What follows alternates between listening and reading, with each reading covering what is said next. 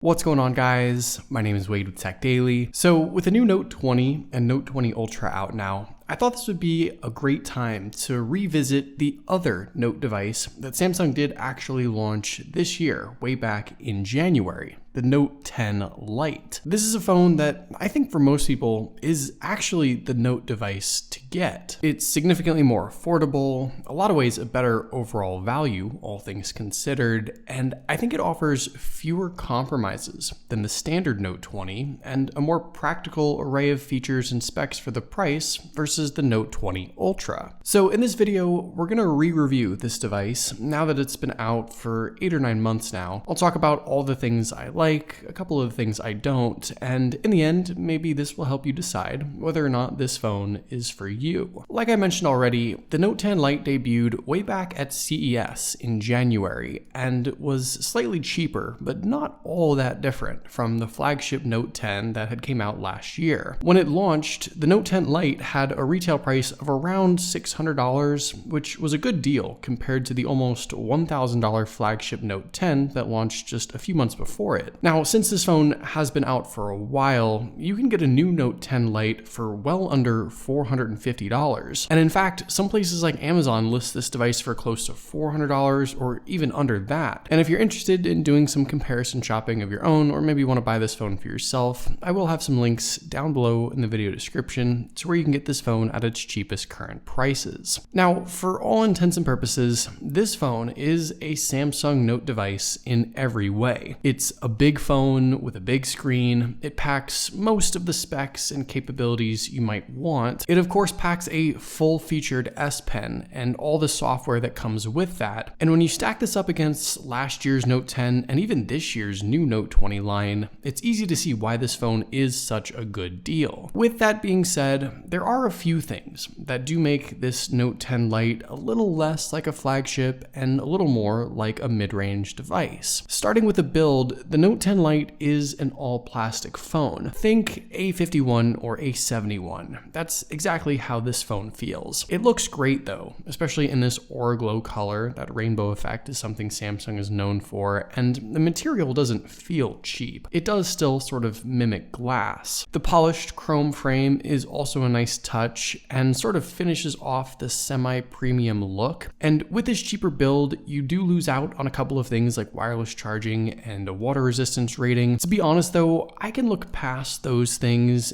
and keep in mind too that the new standard Note 20 that sells for $1,000, that has a plastic back too. Materials aside, the Note 10 Lite looks about as nice and as premium as any other flagship phone, which is great. And taking a look around, you'll see that this device has very few compromises. On the left side, there's the SIM and SD card tray. So you've got expandable storage on this phone, which I think is a big plus. The right side has the usual power and volume buttons. Down below, there's the headphone jack, which I know a lot of people still like to see, along with the USB-C charging port, speaker, and the S Pen, of course. Around back, there's a really solid triple camera setup, which I'll get into in just a minute. And up front, there's an in-display fingerprint sensor, which I think is good enough for the most part. It's similar to the A51 and A71, but not quite as fast as some of the newer flagship phones. But pairing it up with Face Unlock, you can get into the device plenty fast enough anyway. Physically, there's just not a whole lot I'd change about the Note 10 Lite, honestly, aside from maybe missing out on dual stereo speakers, but the build overall is fine. The phone looks really nice, and the headphone jack and the SD card slot are little extras that you won't even get on the regular Note 10 or Note 20 anyway. In regards to the display, the Note 10 Lite offers a massive 6.7-inch Super AMOLED screen at a resolution of 2400 by 1080, packing in around 394 pixels per inch. This is a big phone, and one-handed use might be tough, but I know for a lot of people, getting a phone this size is great, and when viewing content, but especially when utilizing the S Pen, a display like this definitely comes in handy. On one hand, the viewing experience with the Note 10 Lite is solid. It's a relatively bright display with bold colors, and while it isn't pushing the limits, I think it's about what you might expect considering this phone was released back in January after all. And just strictly looking at resolution anyway, once again, this is exactly what you would get on a regular Note 10 and even this year's regular Note 20, which is just crazy to me. So in one sense, you aren't really compromising on much, but at the same time, the AMOLED screen itself is a tiny bit outdated now, and more importantly, the Note 10 Lite doesn't offer any high refresh rate option, which really back in January of this year when this phone was released, it wasn't a big deal, but now 8 or 9 months later with phones like the OnePlus Nord having a 90Hz display, it does make this phone feel just that much more behind the times. In general though, there's nothing wrong with the screen. For a vast majority of people, it's a great viewing experience. And like I said, as strange as it sounds, it's not all that different from even the more expensive flagship Note phones. Realistically, the reason anyone might even consider this phone at all is because of the fact that it's a Note device, which means you've got that built-in S Pen and all the features and add-ons that come with it. Given the fact that the Note 10 Lite sounds like a budget or watered-down version of its flagship counterpart, you might reasonably expect that this phone has less S Pen features, but that's actually not the case at all. Everything you can do with the S Pen on the standard Note 10, and by extension even the new Note 20, is also available on this Note 10 Lite. From jotting down notes to Smart Select, screenwriting, live messages, and more, this is a full-fledged, feature-packed Note device in every sense. The S Pen itself is also exactly the same too, and with that you get some gesture controls and the ability to utilize the button on the side for snapping selfies, for example, and other little features and tasks. Sure, the S Pen experience when writing on this Note 10 Lite may not feel as smooth or as accurate or as quick as the updated Note 20 with its improvements in latency, but that's not really a big deal to me. The main point here really is that while the standard Note 10 and especially the new Note 20s may have been way outside the price range for some people, this Note 10 Lite is a lot more attainable for those who want the features and functions of the S Pen. And if you are interested in this phone in particular, you can be assured that you aren't compromising on those Note functionalities. It is the exact same Note device others may pay a 4-figure price tag for, but that you can snag for considerably less money. And while the S Pen may not be for everyone, I think if you're looking at this phone specifically versus like an S10 Lite, for example, or the A51 or A71, you likely value the stylus features and experience. You're probably going to use them a lot, and it's probably the thing you're looking at more than anything else. I do think the S Pen alone is really what makes this phone such a good value when you consider just how much you'd be paying otherwise,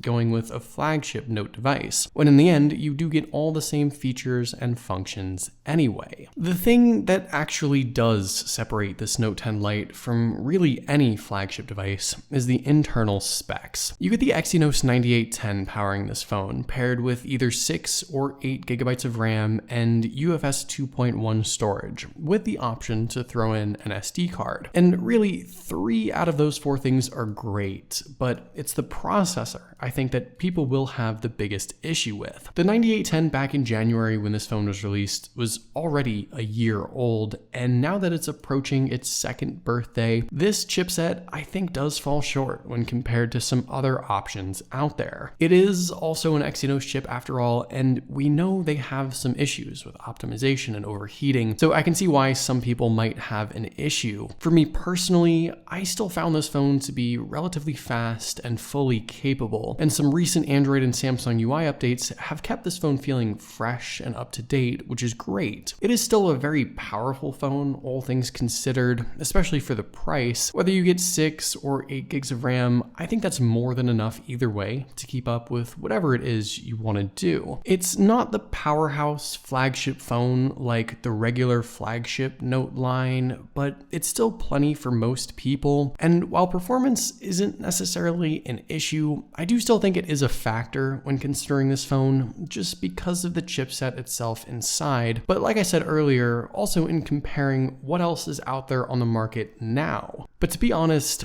if the less than ideal processor is the only thing worthy of criticism on this Note 10 Lite, I'd still consider it a great buy, and I do. For a vast majority of people, you'll get your money's worth and then some anyway, regardless of the Exynos chip inside. When it comes to battery life, in my opinion, there were no compromises here. The 4500 milliamp battery inside for me has yielded easily a full day's use on a single charge, and those of you who maybe are a little more conservative with your phone usage might make this device last more than a day on a single charge. The 25-watt power adapter included in the box can juice this phone up in a little over an hour, and all in all, I think the battery potential is just another aspect that makes this Note 10 Lite a very powerful device. Last but not least, let's talk about all those cameras. The Note 10 Lite has an interesting triple lens setup around back that consists of a 12 megapixel main lens, 12 megapixel telephoto lens, and a 12 megapixel ultra wide. Up front, it also offers a really solid 32 megapixel selfie camera. When it comes to capabilities and software features, this phone has pretty much everything you could ask for, from night mode to super slow-mo and even pro video controls. There isn't anything missing. You can even shoot in 4K with both the front and rear lenses. And in my experience, pictures and videos were just as good as the standard flagship Note 10 device, which I think says a lot. To be totally honest, I think this phone does actually take better pictures than even the A51 and A71, and those phones are a little newer with very different camera specs. I don't necessarily think the camera setup is a selling point on the Note 10 Lite, but I think everything else you do get is a big plus more than anything, and I have no complaints with the results. Unlike some other mid-range devices, which still might not be up to par, the Note 10 Lite is a fully capable and feature-packed picture and video taker. Even now, more than 8 months after its initial release,